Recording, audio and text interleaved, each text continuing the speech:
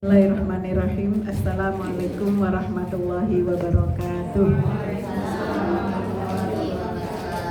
Alhamdulillahirabbil alamin wa bihi nasta'in ala umurid dunya waddin. Wassalatu wassalamu ala asyrafil anbiya wal mursalin wa ala alihi wa ashabihi wa man tabi'ahu ila yaumiddin. Rabbi syrah li sadri wa yassir li amri wahlul 'uqdatam min lisani yafqahu qawli. Rabbana zidna ilman nafi'a warzuqna amalan salihan. Allahumma inni as'aluka fahman nabiyyin wa hifdzal mursalin wa ilhamal malaikatil muqarrabin. Allahumma aghnina bil ilmi wa zayyinna bil hilmi wa akrimna bit taqwa wa jammilna bil afiyah bi rahmatika ya arhamar rahimin. Amin ya rabbal alamin. Amma ba'd. Yang saya hormati dan kita hormati bersama Ibu Hajah Santi Indriati yang tadi sudah menyampaikan banyak hal terkait dengan perkembangan masa kekinian yang harus kita ketahui bersama. Dan mudah-mudahan upaya-upaya kita di dalam dakwah dalam pembenahan masyarakat dan umat sama-sama diberi kemenangan oleh Allah Subhanahu wa taala.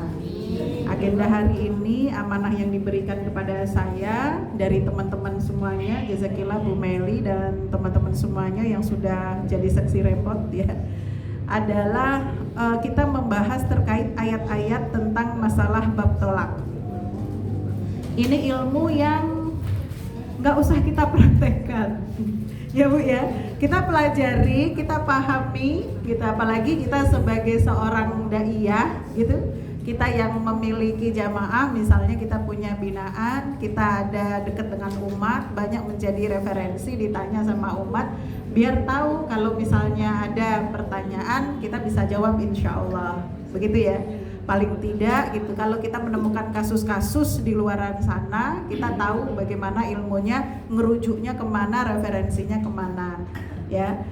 Kita bahasnya dari sisi tafsirnya, ya. Kita tadabbur di tafsirnya. Karena terkait dengan masalah bab fikih, maka yang saya pakai adalah tafsir Al-Munirnya karangan Wahbah Zuhaili yang ditulis oleh Wahbah Zuhaili. Beliau dalam mentafsirkan Al-Quran senantiasa dalam kategori fikihnya itu Masya Allah dalam, ya. Jadi mudah-mudahan nanti kita bisa bahas hari ini selesai. Kalau tidak selesai berarti ada part 2-nya kita selesaikan. Ya, insya Allah mudah-mudahan ilmunya mudah-mudahan bermanfaat dan ibu-ibu semuanya yang hadir di sini juga mendapatkan kebermanfaatan baik di dunia maupun di akhirat kelak. Amin ya rabbal alamin. Bu, apa kabar semuanya? Sehat? Alhamdulillah. Sehat ya?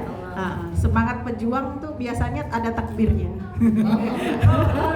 Jadi saya ulangin ya. Apa kabar Bu? Alhamdulillah. Luar biasa. Allahu Akbar. Alhamdulillah ya. Ya. Ibu-ibu sekalian, tadi ayatnya sudah dibacakan ya. Jazakumullah yang membaca dan mendengar sama-sama mudah-mudahan dapat rahmat dari Allah Subhanahu wa taala. Tadabburnya At-Talaq ayat 1, 2 sampai 3. Kalau dikasih judulnya itu adalah Ahkamut Thalaq wal Iddah wa Samratut Taqwa wat Tawakkal. Ya, hukum-hukum terkait tentang permasalahan talak, iddah, ya kan? Kemudian buahnya takwa dan tawakal. Kemudian kalau di dalam bab masalah tadabbur tafsir, ibu-ibu kita akan mempelajari beberapa bagian. Yang pertama yang kita pelajari adalah masalah al-qiraat, ya. Tapi ini kita skip aja, ya kan? Karena insya Allah bab masalah qiraat ini pakarnya di sini kayak cuma Busri aja nih, seragaman sama saya.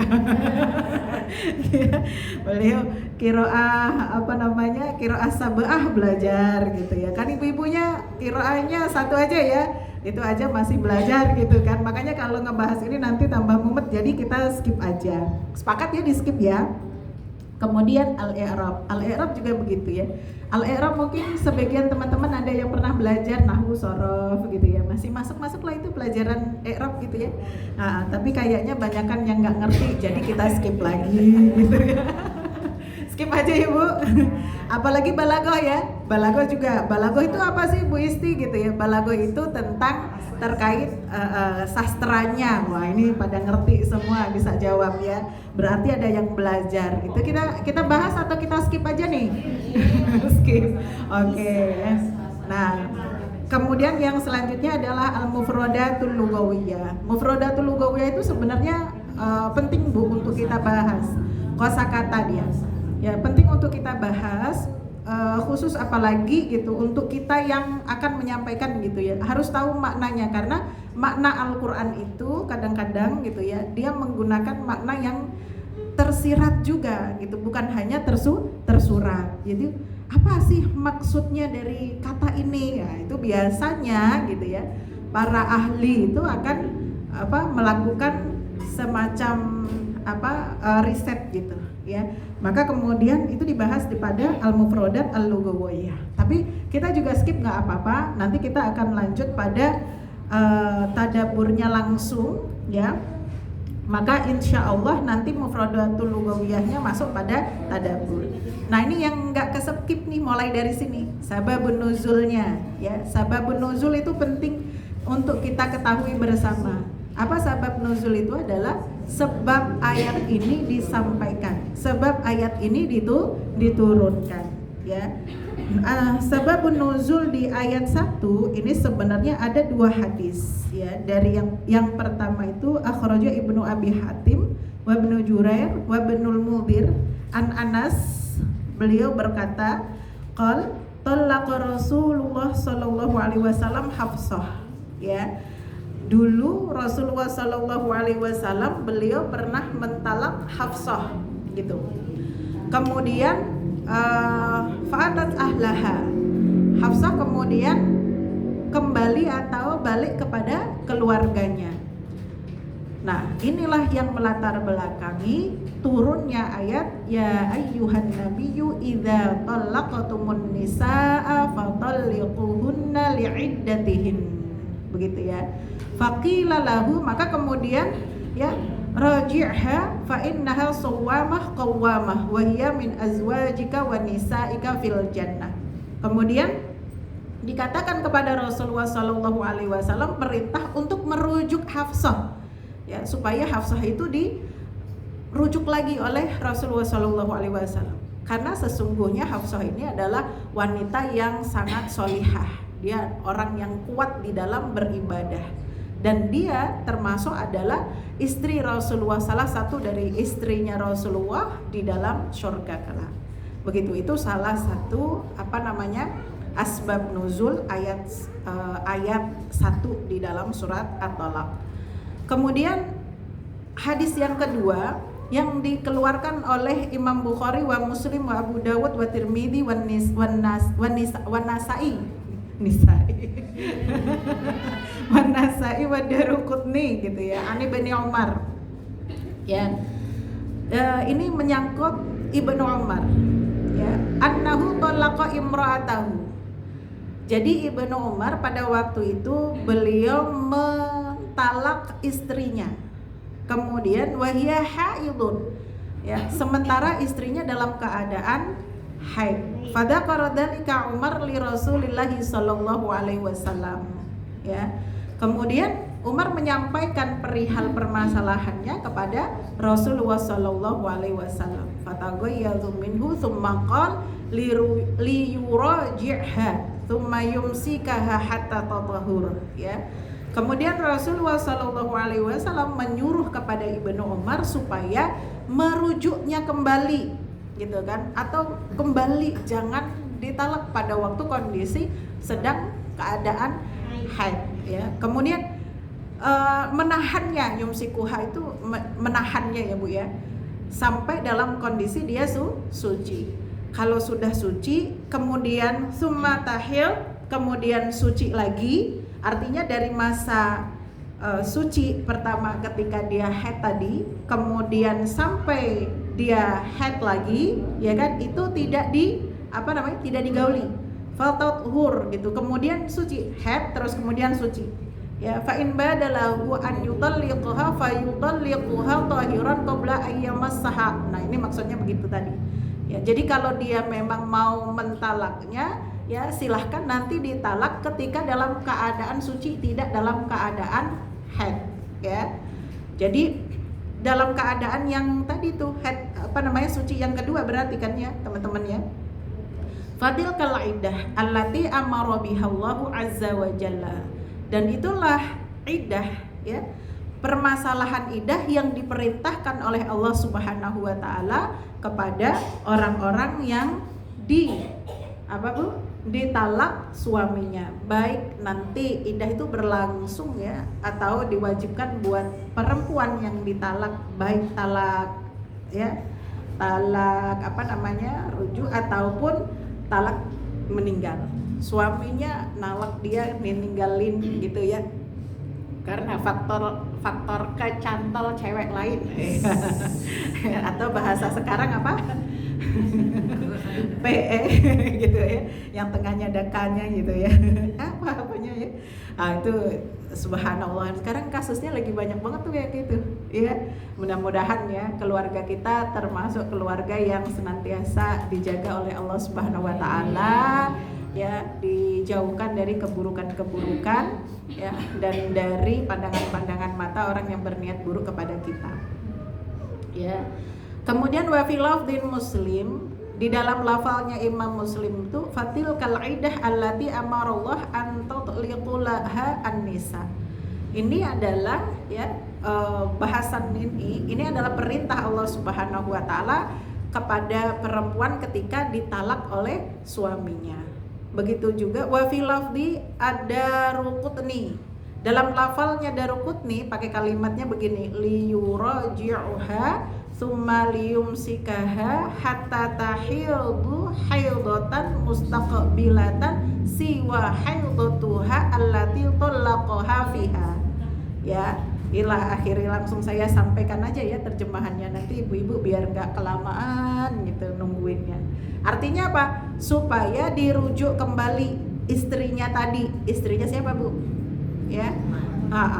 Kemudian ditahan ya. Ditahan tuh artinya jangan buru-buru atau jangan dijatuhkan haidnya gitu. Udah samain dulu aja bareng sama dia sampai dia haid lagi. Kemudian dia kalau mentalaknya ditalak setelah apa? Haidnya selesai. Ya. Dan gitu ya, sampai dia masa suci, kemudian baru dia boleh kalau mentalak. Ya, maka di antara masa haid pertama dan haid kedua itu yang disebut apa? Iddah, sebagaimana yang disebutkan oleh Allah Subhanahu wa taala dalam hukum yang nanti kita bahas. Begitu. Nah, itu asbab nuzul ayat pertama di dalam surat At-Thalaq. Sementara sababun nuzul di ayat yang kedua, wabil khusus ada kalimat wa may yattaqillaha yaj'al lahu makhraja. Itu kan teman-teman ya. Nah, ini ada hadisnya juga dua. Tapi saya bacakan hadis yang sahihnya saja. Hadis yang pertama ini diteliti itu mungkar. Maka kita baca yang kedua. Wa akhraja Ibnu Marduwai wal Khatib ani Ibnu Abbas qala, ya. Adalah seorang laki-laki datang kepada Rasulullah sallallahu alaihi wasallam, namanya Auf bin Malik al-Asja'i, dari suku Asja'i. Kemudian beliau berkata, faqala ya Rasulullah, hai Rasulullah, inna bani usrah al-adu, ya, asarul adu, ya, sesungguhnya anakku itu ditawan oleh musuh, ya, wajazatu ummuhu gitu ya, fama ta'muruni, dan istriku gitu kan, atau ibunya dia, anaknya, ini kan artinya istrinya ya, itu kelaparan, jadi keluarganya itu kesusahan gitu loh.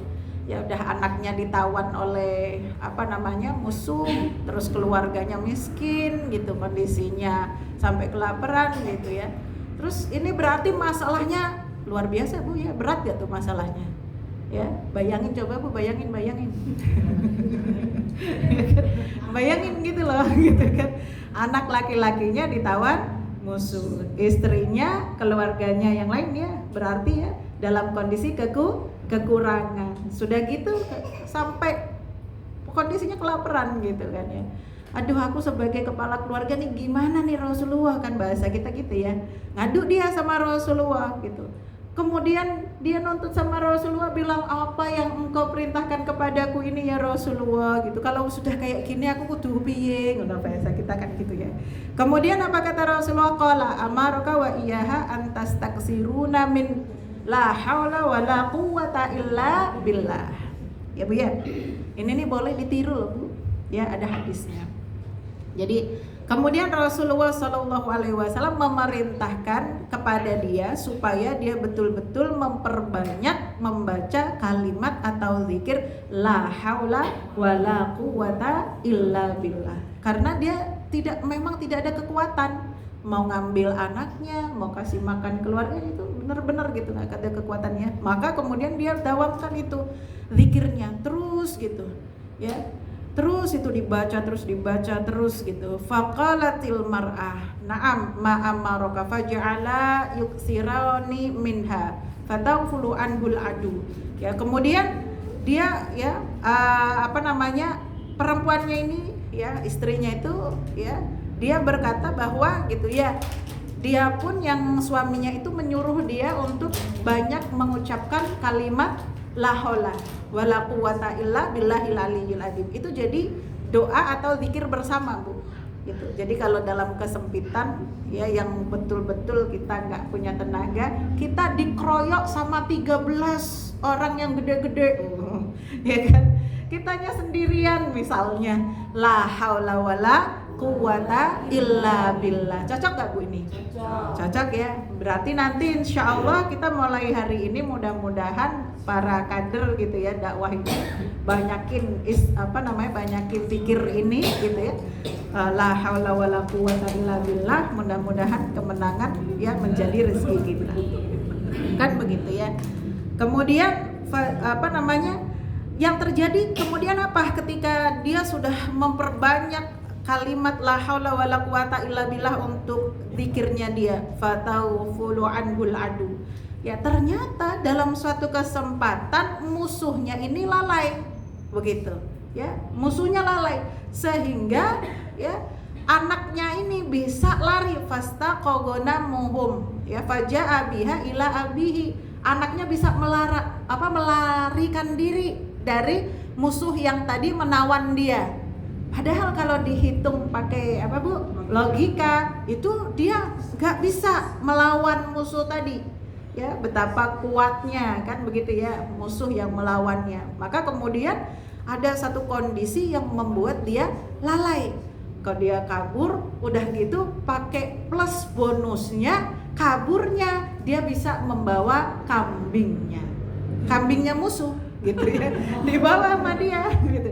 Kemudian dibawa itu dia kabur sama kambingnya, kemudian datang ke bapaknya gitu. Akhirnya bapaknya jadi punya makanan untuk keluarganya.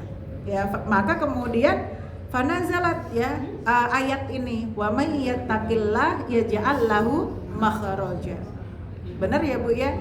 Diperbanyaki, diperkuat, ditebalkan lagi ketakwaannya kepada Allah Subhanahu wa taala. Nanti kalau takwanya sudah kuat, insya Allah yaj'al lahu makhraja. Allah tuh pasti kasih jalan keluar pada setiap permasalahannya. Ada aja jalannya. Kan begitu ya? Rezeki juga begitu. Nanti di ayat-ayat ini ya, di surat At-Talaq itu kan banyak gitu kan, apa yang dijanjikan oleh Allah Subhanahu wa taala untuk orang yang bertakwa, termasuk kemenangan, termasuk datangnya rezeki min haitsulah yahtasib begitu. Jadi sebenarnya gitu, ikhtiar takwa nomor 1 harus dikuatkan lagi ketika kita ketika kita dalam kondisi dalam kondisi susah, dalam kondisi terjepit, dalam kondisi kita nggak punya daya, nggak punya upaya lagi gitu ya. Maka insya Allah itu kan nggak mungkin ingkar janji toh, betul lah Bu ya? Allah nggak mungkin ingkar janji. Kalau Allah sudah menyampaikan dan menaskan gitu ya, dalilnya itu masya Allah jelas di dalam Al-Quran gitu. Wa may yattaqillah yaj'al lahu makhraja, insyaallah. Ya, yang penting kita tambahin aja ketakwaan kita, insyaallah nanti kita dapat kebaikan. Makanya kalau kita merasa ya jadi semut, ya kan, yang ngadepin apa gajah gitu ya, tinggal semutnya diperbesar gitu kan ya, dengan ketakwaan kepada Allah, dekat sama Quran, banyak-banyak para semut-semut ini gitu kan, insyaallah nanti jadi pasukan semut. Jangan salah, Namrud itu kan ya mati gara-gara apa, Bu? Ya kan, nyamuk kan masuk ke dalam telinganya ya, masuk ke dalam kepalanya kan, ya itu kan segedenya hampir sama model-modelnya kayak serangga, kayak semut begitu kan ya. Jadi insyaallah mudah-mudahan Allah Subhanahu wa taala mengizinkan kita untuk mendapatkan apa, kebaikan-kebaikan di dalam dakwah ini. Kemudian selanjutnya kita masuk ke tadabbur ya, dalam bahasan ayat-ayat yang akan kita bahas hari ini ya. Pertama, perhatikan ayatnya. A'udzu billahi minasyaitonir rajim. Bismillahirrahmanirrahim. Ya ayyuhan nabiyyu idza talaqtumun nisaa fatalliquhunna li'iddatihin. Ya kan? Hei Nabi. Ya, yang dimaksud siapa, Bu? Nabi Muhammad sallallahu alaihi wasallam. Ya ayyuhar rasul. Nah, tapi ada wal mukminun. Kok bisa gitu kan ya? Wal mukminun. Kenapa gitu? Karena hukum khusus di dalam Al-Qur'an itu berlaku umum, ya. Rasulullah yang disapa, Rasulullah yang dimaksudkan, tetapi umatnya Rasulullah ke bawah. Jadi itu artinya ya para rasul, wahai para rasul dan orang-orang mukmin. Ya. Orang-orang mukmin yang mengikuti Rasulullah, yang baca ayat-ayat ini. Ya, maksudnya bagaimana? Idza aradtum, ya, ketika kalian hendak mentalak istri kalian dan berazam untuk ya mentalak istri karena ada faktor dan kondisi tertentu, begitu ya. Jadi talak itu boleh, ya Bu ya, cerai itu boleh, diperbolehkan dalam Islam. Agama itu memperbolehkan ya perceraian, memperbolehkan talak, kan begitu ya. Ya, tapi harus ada ilmunya. Fataliquhunna mustaqbilat la'iddatihinna au qabla waqtu iddatihin. Ya, maka talaklah mereka ketika ya menghadapi masa iddahnya atau sebelum masa iddahnya. Artinya apa? Perhatikan masanya. Nanti kalau mau menjatuhkan talak, jangan asal nalak orang aja. Ini bapak-bapak nih, iya kan? Tapi sekali lagi saya tadi menyampaikan, ini ilmu mudah-mudahan tidak perlu kita praktekkan. Ya. Ada di dalam Al-Quran, ada dalam ilmu tuh begitu. Ilmu yang harus kita ketahui tapi tidak harus kita praktekkan. Ya, nggak harus kita praktekkan tapi harus kita ketahui. Ya, yang dimaksud dengan talak seperti itu adalah talak ya yang dilakukan ketika di masa di luar haidnya. Jadi jangan sampai talak ya dilakukan ketika di masa haid sebagaimana yang tadi disampaikan oleh atau yang dilakukan oleh Ibnu Umar. Ya.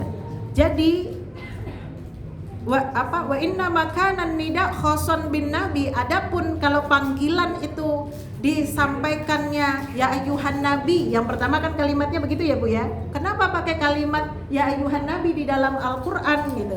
Maka al-khitab ya tadi disampaikan bahwa diajak ngomong, diajak ngobrol, hukumnya itu khusus kepada Rasulullah, tetapi secara umum itu berlaku untuk umatnya Rasulullah SAW. Kenapa ya ayuhan nabi? Itu takriman lahu. Jadi cara Al-Quran seperti itu tuh menggunakan kalimat ya ayuhan nabi, ya kan? Itu takriman lahu. Takriman lahu maksudnya apa Bu? Memuliakan Rasulullah. Ya, karena Al-Quran itu kan turun kepada baginda Nabi SAW kan Bu ya, gitu ya. Maka ketika dialognya ya itu kayak ya kata ganti kedua orang yang diajak ngobrol, ya, salah satu manfaatnya itu memuliakan orang yang diajak berbicara, ya. Tapi kalau dalam hukum fikihnya gitu ya, nanti berlaku bukan hanya khusus kepada Rasulullah SAW, tetapi semuanya juga untuk siapa, Bu? Untuk orang Muslim pada umumnya. Nah, wal ayah dalilun ala hurmati tolak fil haid. Ya, ala hurmati tolak fil haid.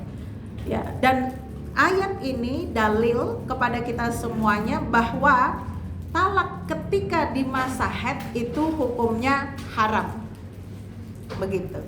Jadi nggak boleh ada seorang laki-laki mentalak istri ketika di masa haid. Itu hukumnya haram. Dosa dia. Dan laki-laki talak istrinya ketika haid, itu dosa.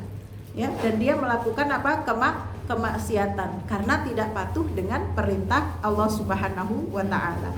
Di dalam hukum fikih, ya, para ulama fikih, talak dibagi menjadi 3. Yang pertama talaqu sunni, ya kan? Kemudian yang kedua talaqu bid'i, dan yang selanjutnya yang ketiga adalah talak laisa bisinni wala bid'i. Ya, jadi ada berapa, Bu, tadi? Ada 3. Jangan ngantuk loh, Bu, ya, sore-sore. Sore-sore nggak boleh tidur katanya. Ya, nanti ada ujiannya kata Bu Santi. Kata Bu Santi apa kata Bu Umi?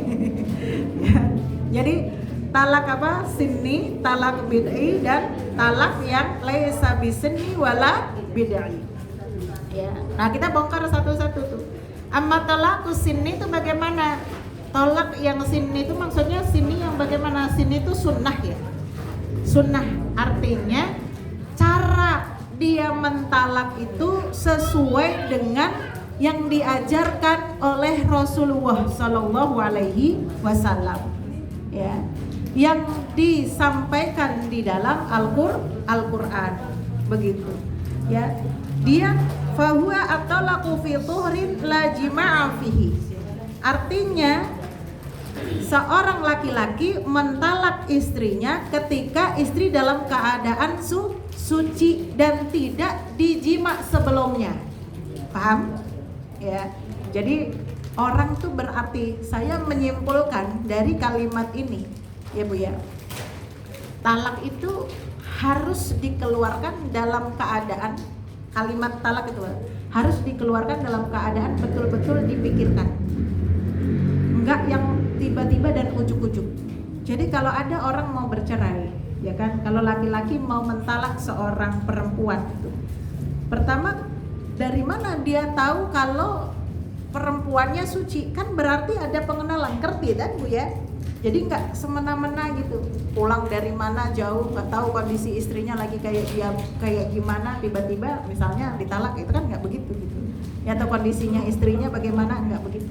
Gitu. Ya, walaupun dia ada keinginan orang mau menceraikan istri gitu, atau misalnya gitu ya, kondisi mau bercerai itu kan bukan yang tiba-tiba atau ujuk-ujuk datang begitu kan Bu ya. Pasti sudah ada, ya Bu ya, konflik di awal gitu ya, muqaddimahnya dan sebagainya gitu. Maka laki-laki itu harus apa Bu? Betul-betul dewasa dalam berpikir gitu. Ketika dia mau menjatuhkan talak tuh dia lihat ya, oh istrinya habis suci, kemudian dia kondisinya lagi suci, udah habis haid, selama dari masa haid, sucinya setelah haidnya dia, misalnya tanggal 1 dia mandi suci haid gitu kan ya. Kemudian ya kan ada pikiran mau ditalak misalnya gitu kan ya. Iya tuh emang sampai kayak gitu kan. Ada direncanakan mau ditalak misalnya tanggal 5 tuh pikirannya mau nalak gitu kan. Ya itu diyakinkan dari tanggal 1 ketika dia pas suci tadi sampai tanggal 5 emang tidak digauli gitu. Kan begitu ya.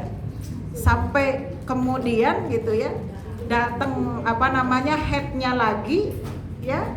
Dia yakin kemudian pas selesai haidnya baru misalnya dia baru boleh ditalak.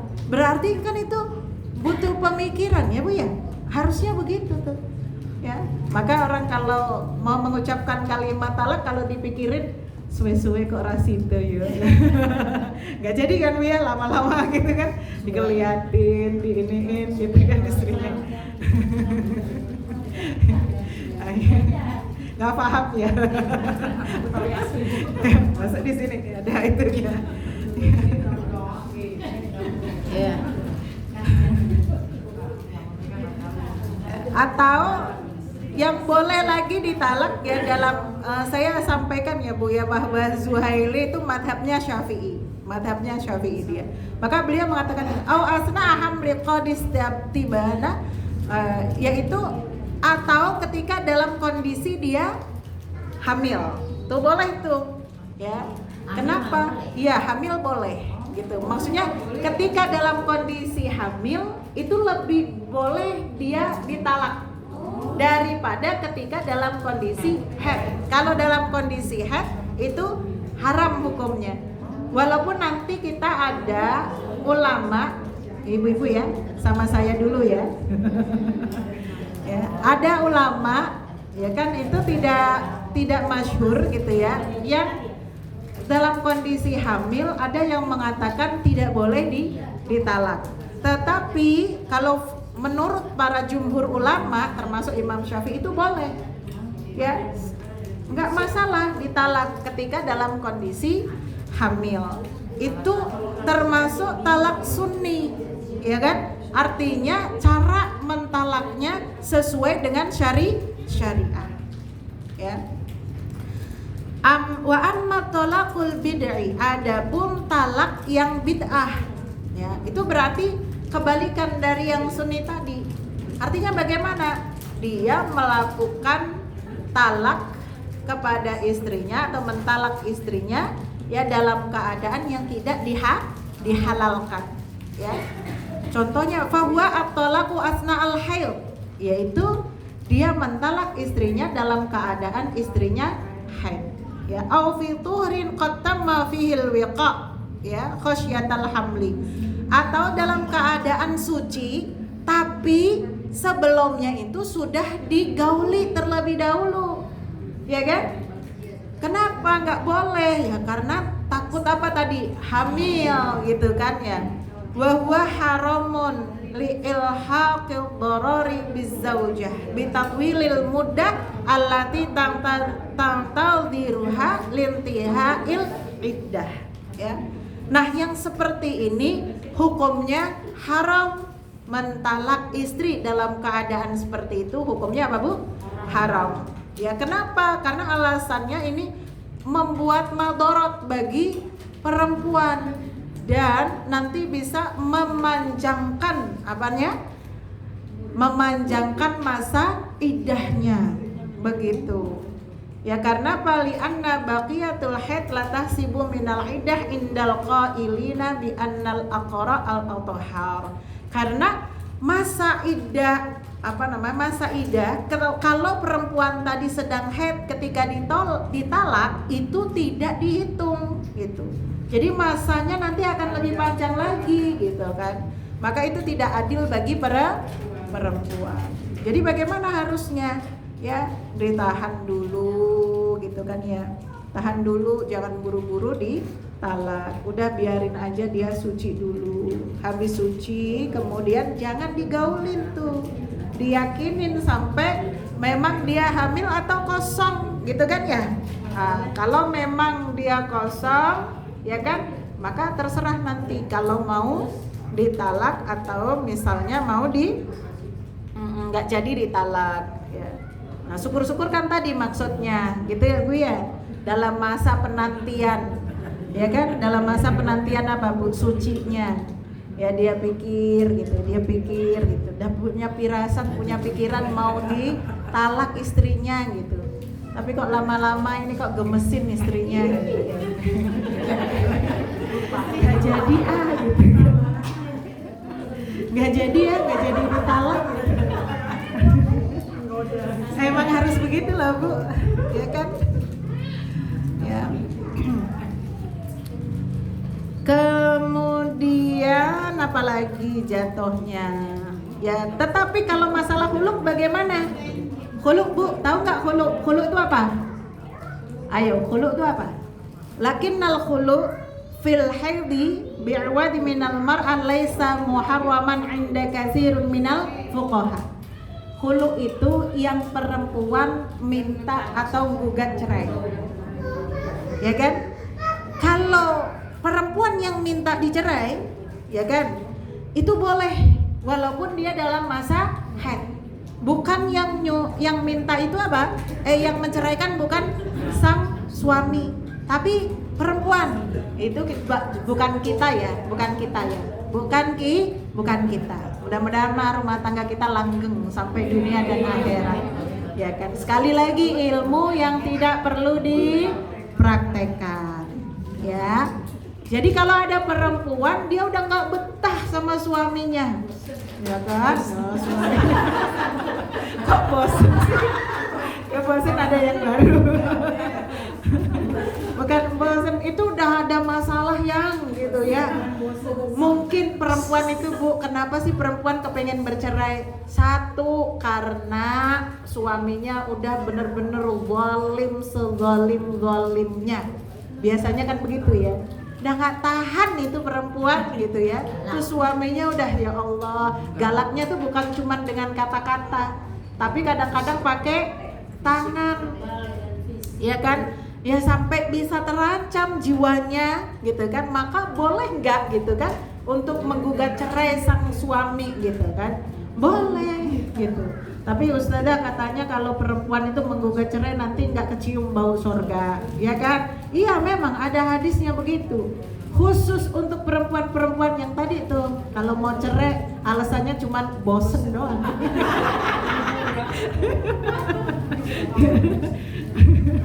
Kalau alasannya cuma bosen itu ya. Kemudian apalagi kalau ada yang bening lebih, itu ya kan bahaya banget gitu.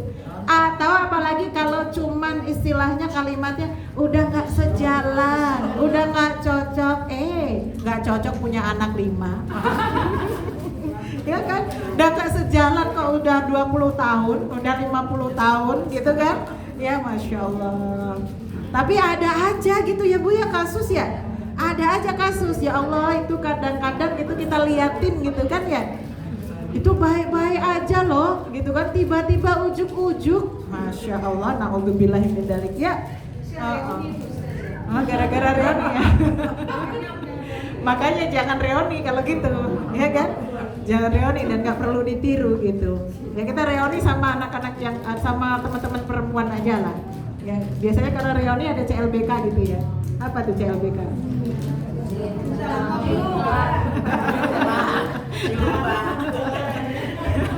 Ciluba. Ya. Bismillahirrahmanirrahim. Saya minum dulu ya Bu ya. Bahasanya ngeri-ngeri sedap. Laki garok, baik. Ya. Jadi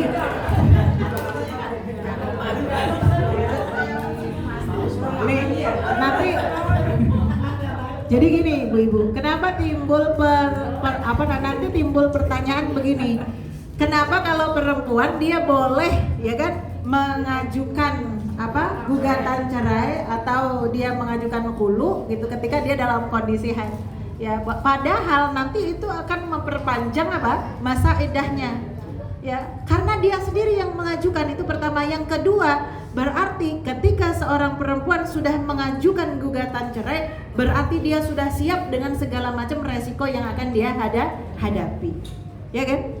Ya. Jadi dengan permasalahan kalau wanita itu Bu ya memutuskan itu sudah sangat lama banget lah, mikirinnya udah panjang banget. Jangankan cuman iddah yang berapa 3 kali masa suci gitu kan ya.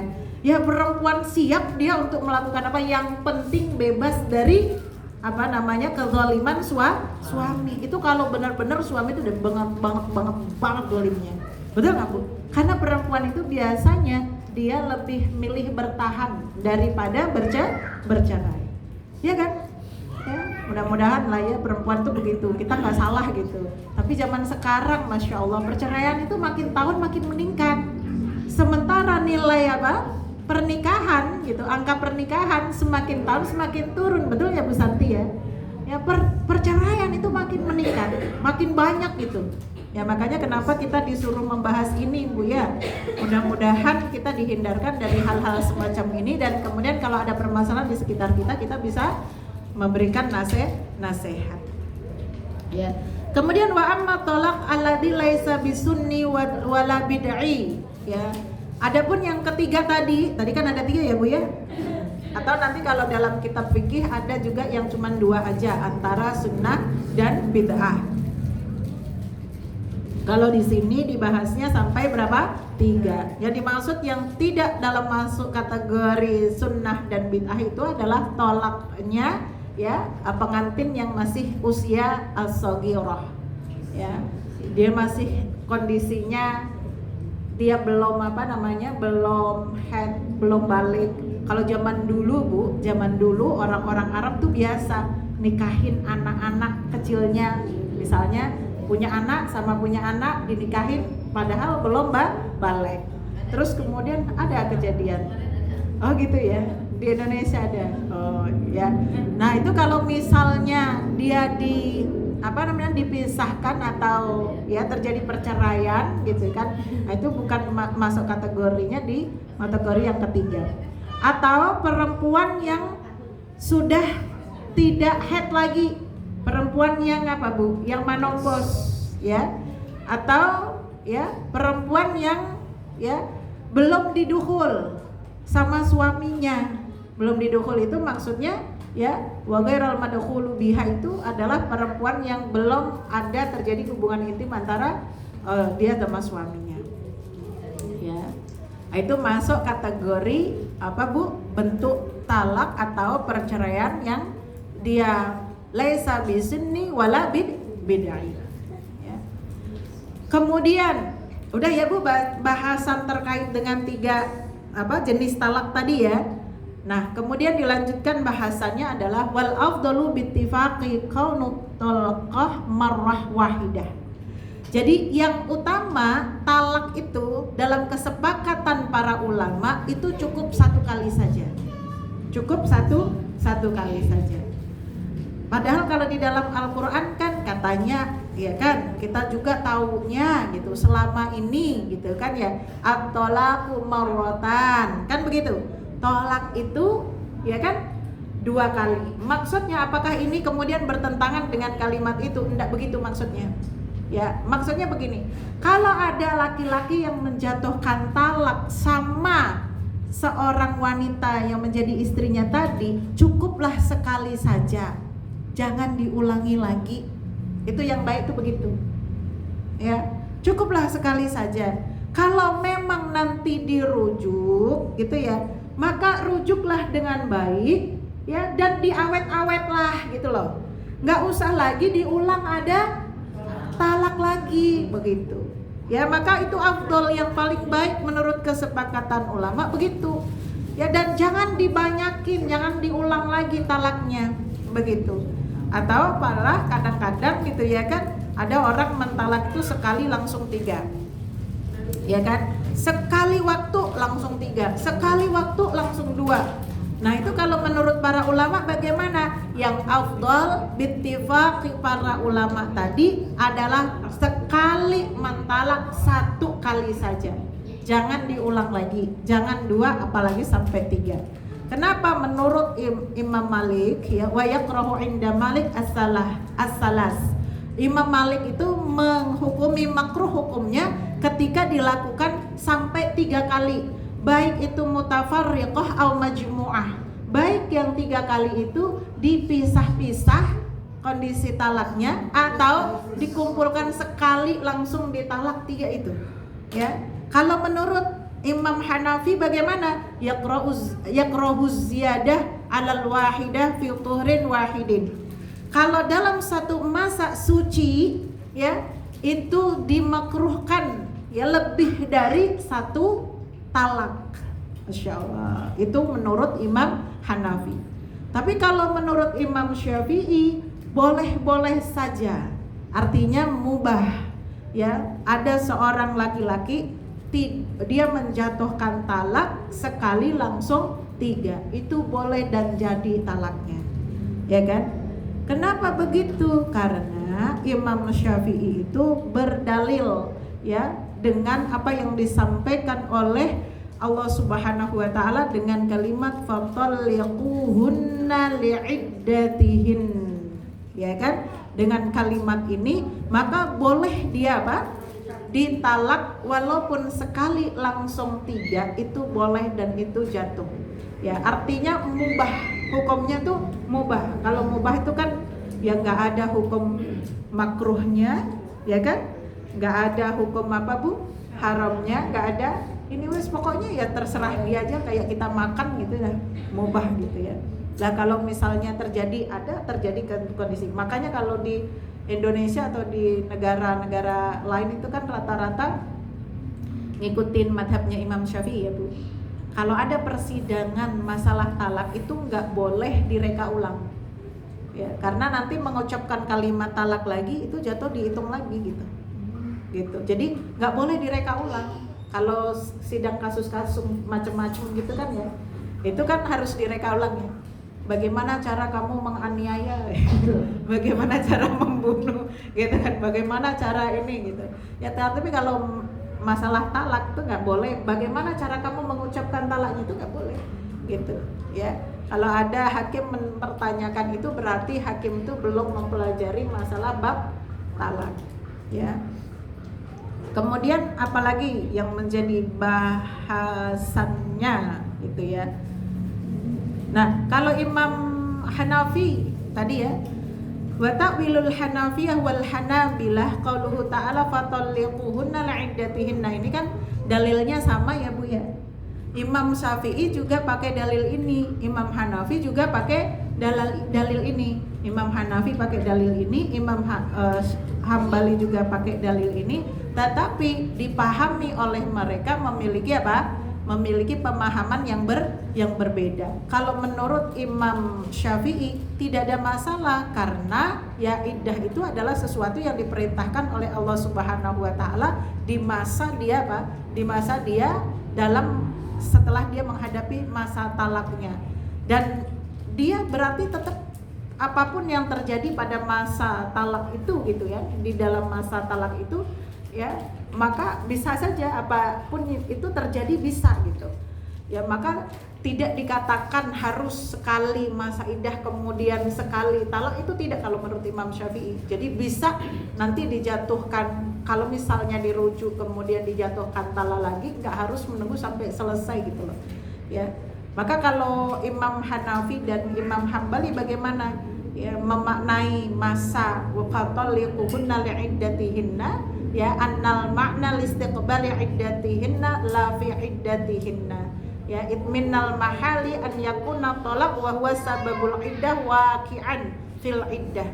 Artinya kondisi iddahnya, masa iddahnya ya, itu adalah kondisi satu masa iddah yang menunjukkan dia ya harus menyelesaikan masa iddah itu sampai dia ya nanti yastaqbilu innama huwa al-haid la at-tuhur, ya, menghadapi masa apa haidnya lagi gitu. Jadi satu masa itu untuk satu apa Bu? Satu peristiwa hukum tadi gitu. Makanya tidak boleh dan hukumnya jadi makruh kalau kemudian ditimpa sama kejadian atau hukum apa Bu? Talak lagi begitu ya. Lakinnal ma'ruf, nah ini kita nggak usah bahas ya. Jadi intinya begini ya teman-teman ya, ada perbedaan pendapat para ulama di dalam masalah bab mengucapkan ya tikrarut talak tadi ya. Tapi kesepakatan para ulama adalah ketika mentalak istri itu sekali aja, jangan diulang-ulang. Itu udah sepakatlah para ulama ya. Kemudian selain daripada Imam Syafi'i mengulang talak baik 2 kali atau 3 kali, itu hukumnya makruh, ya kan? Nah sementara kalau Imam Syafi'i ya kan mengulangnya bahkan sampai 3 kali itu mubah aja hukumnya, ya. Wa ahsul iddah, ayat wa ahsul iddah maksudnya apa? Ihfaduha wa arifu ibtidaiha wa intihaiha. Maksudnya, hei para laki-laki, para suami yang mentalak istrinya, perhatikanlah masa iddah. Kapan mulainya dan kapan selesainya, gitu. Saya jadi ingat kalau ngebahas masalah head, itu kita disuruh nyatetin kapan mulai headnya, gitu ya, kapan selesai headnya, gitu kan ya Bu ya. Kapan masa head lagi, gitu, kapan selesai head lagi, kan kita nyatet tuh kalau perempuan, gitu ya. Maka kalau laki-laki ketika dia mentalak istrinya, itu harus dia memperhatikan kapan memulai dia mentalaknya, jatuh iddahnya kapan, kemudian nanti selesainya perempuan itu di iddah itu kapan, selesai iddahnya itu kapan. Kenapa? Karena perempuan yang dalam keadaan iddah itu masih tanggung jawabnya suami, ya, masih tanggung jawabnya suami. Wattaqullaha rabbakum, artinya fala ta'suhu fima amarakum, jangan sampai bermaksiat kepada Allah dari apa yang diperintahkan Allah terhadap hak-haknya perempuan ini, terhadap haknya wanita ini. Ini yang kejadian kalau di masa kita, di negara kita ya, atau di lingkungan kita, orang habis dicerai udah aja gitu, ya kan, nggak diurusin tuh, ya kan, istrinya nggak diurusin, terus kewajibannya kadang-kadang nggak ditunaikan, betul nggak? Ya, padahal di situ ada melekat tuh kewajiban mantan suami yang tadi mentalak istrinya, ketika gitu ya, dia menjatuhkan hukum talak kepada istrinya, apalagi ketika masih masa iddah, ya, maka dia masih menjadi tanggung jawabnya. Wala tudarruhunna bi tatwilil iddah 'alal mar'ah fatamtani'u minal azwaj, gitu ya. Dan jangan juga membuat dia payah nih, perempuan nih, sampai membuat dia nanti kesusahan gitu ya. Ya, dalam perkara iddah. Jadi saya cerita sedikit ya di di dalam surat Al-Baqarah ketika membahas terkait dengan masalah iddah, terkait dengan masalah talak gitu ya. Di situ Imam Wahbah Zuhaili, beliau juga menyampaikan gitu. Kenapa sih masalah talak, ya kan, atau laku marwatan itu loh yang tadi disampaikan ya dalam tafsirnya ayat itu. Kenapa sih dalam Islam itu, syariah Islam itu, talak itu dibatasi hanya 2 kali saja yang boleh dirujuk, gitu kan? Selanjutnya talak yang ketiga jadi talabain kan teman-teman ya.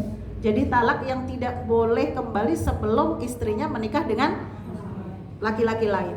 Karena dulu kebiasaan orang Arab itu Bu, mereka tuh punya istri bukan cuma satu, dia punya istri tuh banyak, 4, 5, 6, 7 gitu ya. Sebelum ada pembatasan, Islam datang ngebatasin maksimal berapa? 4. Boleh punya istri selain daripada 1, tetapi maksimal 4, ya kan? Nah, begitu juga kebiasaan orang Arab sebelum masa datangnya Islam, sebelum datangnya syariah, wabil khusus pada masalah bab talak ini gitu ya. Dulu laki-laki itu ya, kalau dia mau menzalimi si wanita ini, istrinya, entah istri yang pertama, entah istri yang kedua gitu ya, itu tuh dia biasa mengucapkan kata-kata cerai gitu. Tapi biasaan iddah itu udah ada dari zaman dulu gitu kan. Udah cerai, pokoknya kalau berantem cerai aja, ngomongnya cerai ya, talak ditalak gitu ya. Jadi kalimat talak itu sering keluar. Nah, yang terjadi ketika dia mengucapkan kalimat talak, kemudian istrinya tadi ya, mantan istrinya yang tadi ditalak kemudian melakukan iddah, dan saat istrinya mau lepas masa iddahnya, itu dia tahan. Nih kebiasaan laki-laki zaman jahiliyah begitu, ditahan, kemudian dirujuk lagi dengan niatan supaya ini istrinya nggak bebas, gitu loh. Tapi nanti kalau udah berantem apalagi cerai gitu, bilang cerai lagi gitu. Ya, kemudian nanti dia iddah tuh istrinya kan, iddah kan nggak kemana-mana gitu ya, nggak menerima pinangan laki-laki lain gitu. Nah, sudah mendekati masa iddah selesai, itu dia rujuk lagi gitu. Nah, itu semena-menanya laki-laki pada masa itu sebelum datangnya Islam itu seperti itu. Maka Masya Allah kita jadi paham ketika kita mentelaah Al-Quran ini ya ternyata gitu ya, Masya Allah, Islam itu betul-betul memuliakan perempuan, memuliakan kita para wanita. Satu, dibatasinya kalimat talak itu Masya Allah luar biasa loh Bu.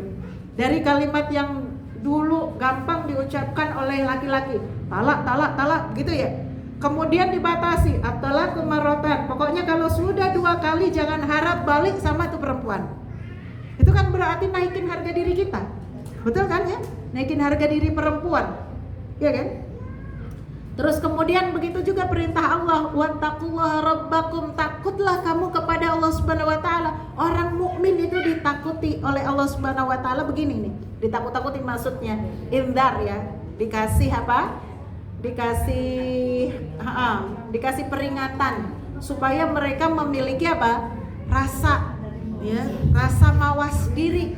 Ya, jangan bermaksiat kepada Allah Subhanahu wa taala. Ya, salah satu perkara yang menjadi perhatian itu adalah dalam hal ini, jangan sampai mendolimi apa istrinya, jangan sampai mendolimi perempuannya. Ya, jangan nanti belum selesai apa idahnya, udah mau selesai dirujuk. Tapi niatnya bukan untuk apa? Bukan untuk yang baik, bukan untuk supaya maslahat, tetapi apa? Hanya supaya menahan istrinya. Nah, itu kan nggak benar. Ya, kalau ada laki-laki seperti itu berarti dia orang jahiliyah zaman now. Begitu. Iya benar, ada laki-laki modelan begitu tuh. Ya, itu berarti ya generasi jahiliyah yang salah zaman. Ya kan? Kemudian apa kata Allah Subhanahu wa taala? La tukhrijuhunna min buyutihinna wa la yakhrujna. Nah, ini perkara idah. Ya Bu ya. Perkara idah di masa sekarang tantangannya luar biasa. Saya berkali-kali nih ditanyain. Kalau saya sudah menjelaskan, ibu-ibu ya kan masih nanya aja, saya serahkan aja lah sama Allah Subhanahu wa taala. Bu, tapi kalau di rumah aja kan kita butuh hiburan Bu, hatinya sedih. Ya, ini ibu-ibu suka begitu tuh. Ya. Suka begitu. Iya, nawar gitu. Ya, padahal dalam hukum itu ada yang namanya ketundukan kita kepada Allah Subhanahu wa ta'ala. Nggak usah pakai nawar gitu loh. Sami nawa atokna, kita kalau ya banyak protes aja sama pimpinan kita disebelin gitu kan Bu ya. Nah, ini suatu hukum yang udah dibuat sama Allah Subhanahu wa ta'ala, ya kan? Kita tuh udah aja lah sami nawa atokna, tunduk ikuti apa perintah Allah Subhanahu wa taala. Ya. Masa iya di rumah mati gaya, merasa nggak punya hiburan, ya? Orang-orang Bu justru tuh pengen loh punya waktu banyak, punya waktu luang untuk bisa di rumah supaya bisa banyak apa namanya berinteraksi dengan Al-Qur'an. Kan harusnya dipakai buat itu kan? Jadi kita tuh sebenarnya ya orang Muslim tuh nggak pernah mati gaya, nggak bisa mati gaya kita, ya kan? Waktu kita itu sebenarnya ya kalau mau produktif, ya kan, tuh nggak perlu modal, kita diem di rumah sandingan aja sama Quran, wah itu Masya Allah luar biasa, betul nggak? Apalagi dalam kondisi seperti itu. Wala tukhrijuhunna min buyutihinna wala yakhrujun. Kata Allah Subhanahu wa taala. Ai maksudnya apa? La tukhriju al-mutalliqat min buyutihinna fi muddatil iddah. Di masa iddah, perempuan-perempuan yang ditalak tadi jangan keluar dari rumah suaminya. Satu, itu masih tanggungan suaminya. Kalau suaminya masih hidup, iddah kalau suami masih hidup. Ditalak karena ya suatu hal, ya masih itu rumahnya istri, suruh aja tetap tinggal di situ, bagiannya istri itu kita taruh di situ. Kasih maisha, tetap harus dikasih makan. Bedanya apa? Bedanya karena sudah ditalak, dia tidak berkewajiban untuk apa? Berkhidmah sama suami, ya kan? Itu udah darah lain tuh, tapi masih tanggung jawab dalam masalah apa? Dalam masalah bab rezeki masih tanggung jawab suami tadi. Ya, nggak boleh keluar rumah, ya kan? Maka perempuan ya falikul limroah mu'tadah gitu, perempuan yang dia melakukan iddah gitu. Ya, dia memiliki hak atas tempat tinggal terhadap suaminya. Itu boleh juga kalau misalnya gini. Kalau menalak perempuan minta dikasih tempat atau kontrakan gitu misalnya selama dia iddah, itu masih tanggung jawab suami, itu boleh gitu. Ya, atau misalnya gitu ya. Perempuan dan laki-laki ini bersepakat. Boleh itu bersepakat. Bersepakat dalam apa? Dalam hal tempat tinggal si perempuan tersebut. Misalnya, gak apa-apa kamu keluar gitu, tapi kamu di rumahnya orang tua kamu misalnya. Itu boleh. Ya. Nah, itu yang biasanya banyak terjadi begitu. Ya. Jadi orang iddah itu teman-teman semuanya gitu ya. Sebaiknya iddah itu di mana tempat yang misalnya kalau iddah iddah talak seperti ini gitu ya, itu di mana tempat yang menjadi haknya dari suami. Berarti ya rumahnya suami, misalkan gitu ya, rumahnya suami. Termasuk salah satu hikmahnya tadi Bu, masih ada sama suami kan berarti masih di rumahnya suami kan masih deket ya. Ya, supaya kalau dalam masa iddah itu suami biar tergoda untuk pengen rujuk lagi gitu. Kan nggak jadi cerai lagi kan? Ya, biar dia nyesel gitu loh ngelihatin kita habis ditalak kok kelihatan makin bahenol gitu. Makin cantik misalnya. Ya kok makin menggoda, aku rujuk aja gitu. Jadi ada kemaslahatan kan? Jadi nggak jadi pisah, rujuk lagi gitu. Ya.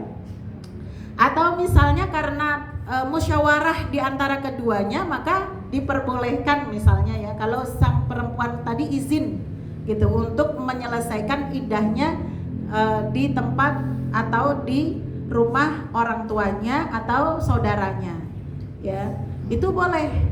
Ya.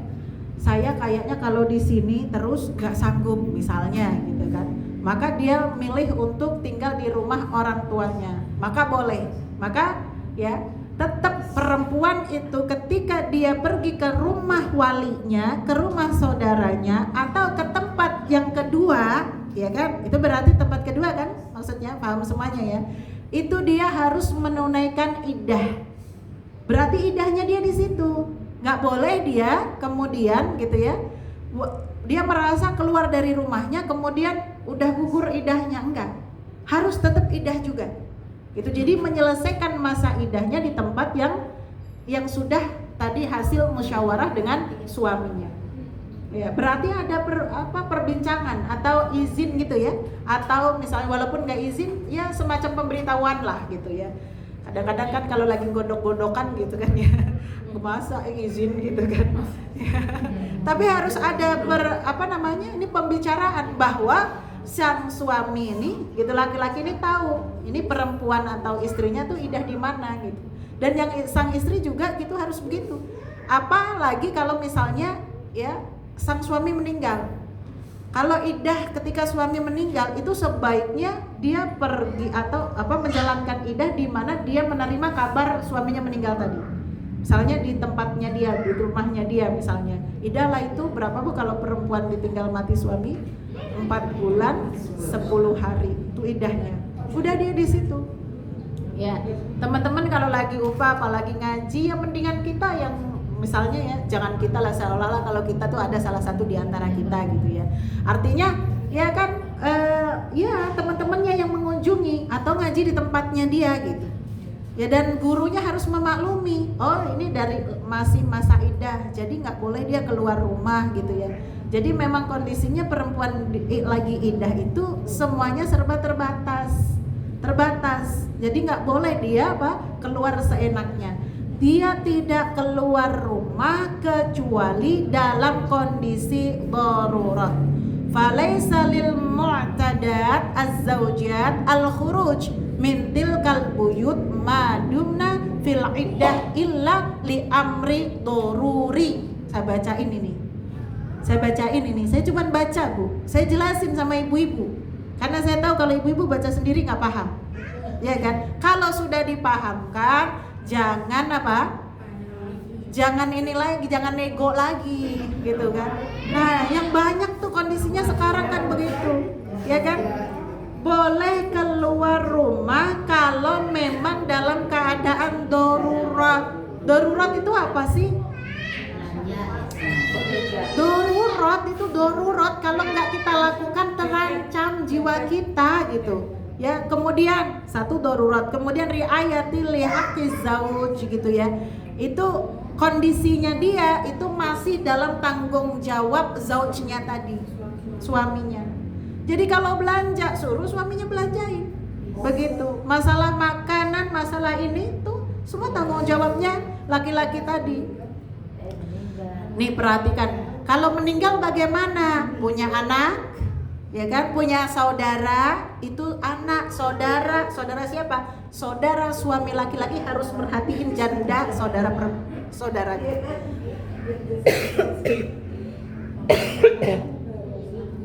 Afwan ya Bu.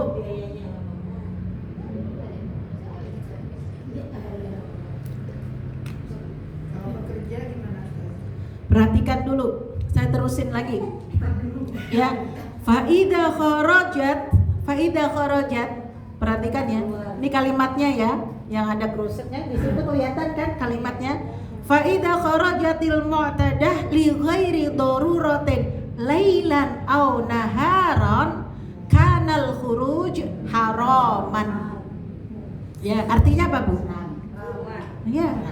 Maka kalau perempuan yang sedang menjalankan masa idah baik ditalak istri atau suami atau meninggal oleh suami, maka gitu ya, kalau dia keluar tanpa ada darurat, kondisi darurat, baik keluarnya di malam hari atau di siang hari, maka keluarnya hukumnya apa? Haram. Begitu saudara-saudara sekalian. Kalau darurat, kalau misalnya kerja tadi itu masuk kategori darurat, ya kan? Kerjanya tuh darurat gak gitu. Kalau dia nggak kerja, ada nggak orang yang mencarikan maisha untuk dia, ya kan? Kalau misalnya, apalagi ketua yayasannya misalnya teman sendiri tahu hukum masalah iddah gitu ya, seharusnya kasih izin. Oh dia lagi iddah, jadi nggak boleh keluar. Kamu izinnya sampai misalnya kalau ditinggal mati ya suami gitu kan, itu 4 bulan gitu. Kan enak ya, Masya Allah. Perempuan kalau lagi bekerja, kalau dia jadi janda ketika suaminya meninggal, masa cuti yang harus diberikan itu semasa idah di dia. Saya kalau jadi menteri begitu,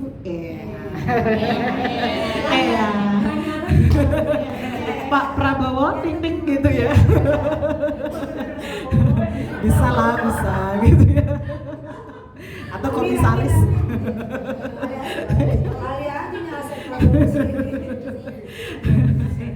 Ya nggak usah lah ya, ada yang lebih bisa juga.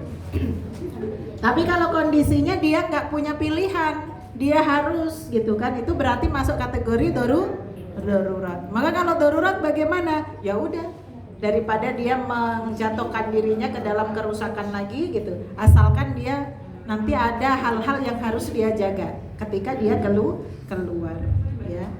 Wa fihi, ini kayaknya waktunya udah mau habis ya Bu ya. Wa fihi dalilun ala wujubi sukni lizaujat al-mutalliqat awil mu'tadat ma dumna fil iddah wa udhafil buyuti ilaihinna ya. Artinya bahwa ini adalah dalil wajibnya perempuan yang melakukan atau menjalani masa iddah itu dia berhak atas tempat tinggal yang harus dia peroleh dari suaminya atau dari keluarga ya suaminya ketika ya masa iddahnya. Ya. Jadi kalau masa iddah kemudian dia menempati rumahnya suami gitu ya, ahli warisnya jangan buru-buru lah untuk apa? Bagi warisan misalnya. Tunggu dulu sampai selesai masa iddahnya. Kan begitu ya. Atau misalnya yang tadi gitu ya, yang dicerai juga begitu, jangan buru-buru terus kemudian keluar dari rumahnya, tapi tahan di situ dulu sampai selesai masa iddahnya. Siapa tahu dirujuk gitu, kalau nggak dirujuk barulah keluar dari rumah suaminya. Wallahu a'lam bishawab. Al-haqqu mir rabbikum fala takunanna minal mumtarin. Ternyata betul ya Bu ya, nggak bisa selesai satu kali pertemuan. Mudah-mudahan nanti ada pertemuan berikutnya diingatkan kita ada di masalah ini ya. Mohon maaf lahir batin kalau ada kekurangan, salah-salah kata atau mungkin gitu ya kurang pas dalam membaca teks harokat dan maknanya. Mudah-mudahan Allah melindungi dari kesalahan menyampaikan ilmunya, dan mudah-mudahan kita semuanya ridho, ya kan, dan Allah memberikan kebaikan-kebaikan kepada kita semuanya. Alhaqu mirabbikum falatakunanna minal mumtarin. Wassalamualaikum warahmatullahi wabarakatuh.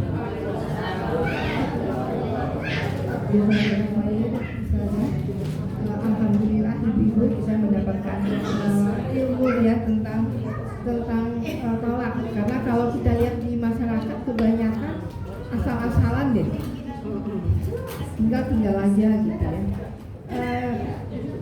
Ini belum selesai ya, jadi masih ada sesi kedua. Jadi ibu-ibu kalau untuk sesi tanya jawab nanti saja ya Bu, sudah selesai. Emang ada yang mau nanya, Bu? Kayaknya nggak ada ya.